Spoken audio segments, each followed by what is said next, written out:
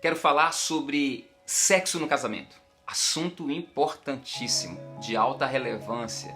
Nós temos muitos divórcios em muitos casamentos, infelizmente, no Brasil e fora dele. Talvez não, é certeza que o sexo tem uma grande participação nisso, a falta do sexo.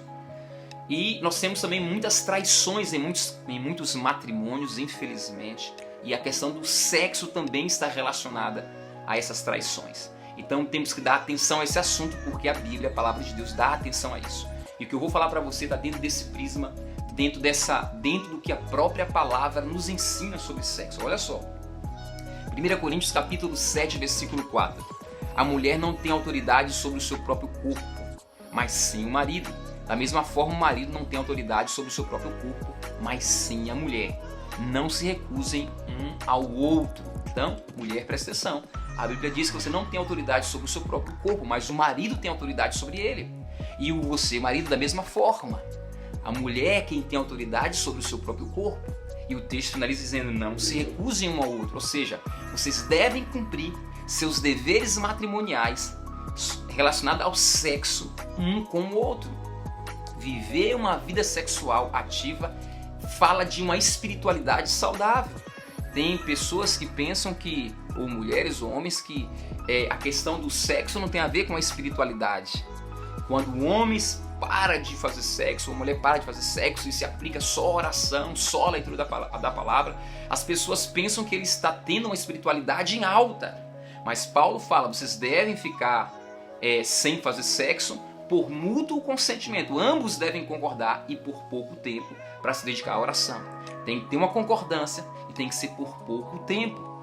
Por quê? Para que vocês não sejam tentados por Satanás ou pelas próprias paixões da vida. Então deve haver esse cuidado e tratar a questão do sexo no casamento como algo espiritual. Então, sexo no casamento, bem praticado, fala-se de uma espiritualidade saudável. Você deve dar atenção a isso, porque a Bíblia dá. Talvez você, mulher, olhe assim, mas como é que é isso? O meu corpo não é meu corpo pertence a ele? Eu não sou nenhum objeto. Mas não é isso que o texto quer dizer. O que o texto quer dizer é que você deve prestar para o seu marido essa honra de dar a ele aquilo que ele tem como vontade, que é satisfazer suas necessidades como marido, como esposo, assim como ele também deveria suprir você, sempre quando a mulher quiser. É a palavra que nos diz isso. Aí você diz, mas se eu não tiver vontade, vocês devem conversar. E essas não vontades às vezes são naturais, provenientes talvez até da própria mente da mulher, que não funcionam como a mente do homem. O homem, basta ver a silhueta descoberta da mulher, que os seus sentidos sexuais são aguçados. E a mulher muitas vezes prefere um pedaço de chocolate do que ter esse momento íntimo com seu marido. E a própria neurociência já fala que o homem tem 10 vezes mais esse aguçamento sexual do que a própria mulher. Então ele é muito aguçado. O que fazer então com esse aguçamento, com esses desejos intensos que o homem tem? Vai deixá-lo de lado? Vai confiar na espiritualidade dele? Vai simplesmente dizer, meu marido nunca vai me trair? Meu marido é um homem de Deus? Meu marido é isso e aquilo?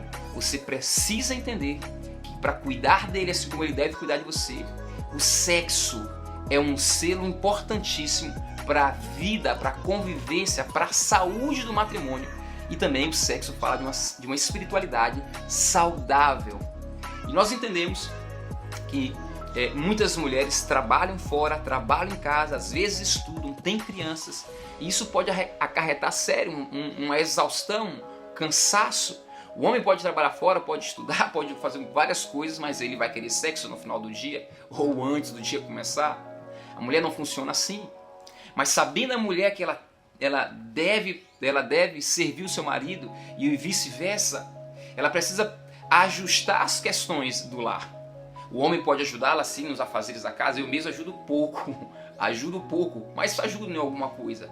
Mas o homem deve pensar em ajudá-la, ou a mulher deve pensar, ou não fazer os trabalhos fora, prestar apenas os cuidados da casa, ou se fizer os trabalhos fora, veja uma forma de cuidar do cuidado do lar, de cuidar da casa, de maneira que isso não prejudique a vida sexual de ambos. Senão, vocês podem estar prejudicando aquilo que é mais importante dentro do matrimônio de vocês, que é a união sexual, que traz também uma grande proteção para o matrimônio de ambos.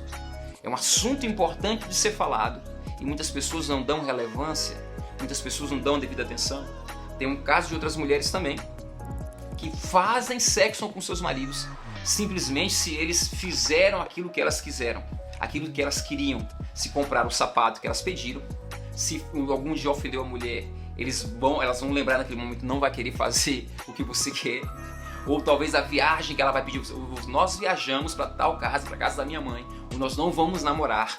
Então esse nível de chantagem é perigoso, assim como não namorar também é perigoso. Não namorar, você pode estar empurrando o seu cônjuge para o precipício. E ter essa postura de chantagem pode estar fazendo de você uma manipuladora. E isso também é altamente perigoso. Não confundir os papéis. E entender também, é claro, que nada deve ser forçado, mas conversado já é um grande passo para que vocês tenham uma vida sexual ativa e saudável. Conversem, a comunicação no casamento é muito importante. Vejam uma forma de que vocês darem uma devida atenção a isso, para que ninguém empurre ninguém para o precipício, para a boca do lobo. Sexo no casamento é uma dádiva de Deus. Se começarmos a mudar a maneira como pensamos a vida sexual, já vamos ter dado um grande passo. Deus te abençoe.